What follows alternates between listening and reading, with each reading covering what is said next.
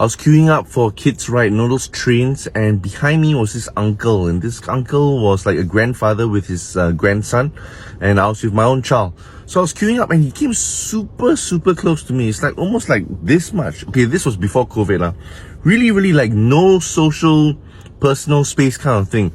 So I got a bit irritated and I kept looking at him, and I think I was hearing him with a very Chinese, strong Chinese accent, so I think he was from China.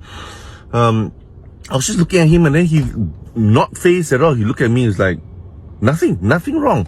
So I kept looking at him. I was like, what's wrong with him? Why is he coming so close to me? And we were just in a queue. And I realized that when we think about this is that he doesn't know. He has no clue that he's close to me, because why? Probably in China, with 1 billion people, it's okay. It's a norm and it's a cultural thing. People queue up close together. And when we think about this is the same cultural differences that we have, that we might be frustrated with in our teams. So if you're in a team and you be like, why this guy so rude? He never greet people.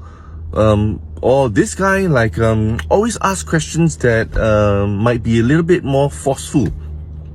For them, it is normal. Maybe they came from another team and another culture that is very different from yours. And we want to be able to understand that, is there anything wrong with the uncle? There's nothing wrong with the uncle. He just came from a very different country, and that's why it's a very different culture. And when we think about the teams, it's the same thing. That guy is coming from a very different country or culture, and he's bringing that culture along.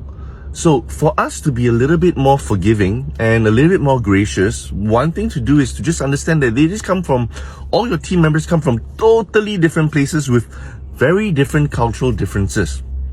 And because they all come together in a team, there will be certain friction. You'll be like, why is this person this way, or why is that person that way?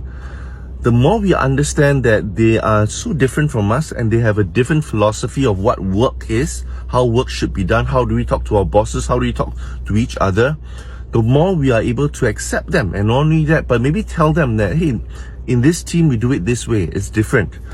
And my hope is that we'll be able to be forgiving, accepting, and so much more gracious, and let them understand what is the new culture that they are in right now. And with that, then they will thrive and they will stop pissing you off, right? So talk to those people who are new and all that. Tell them the new way of doing things. And if you're not clear what the new way, ask your leader, or ask your leader to share. What's the proper way that we should do this in our team? So try it out, guys.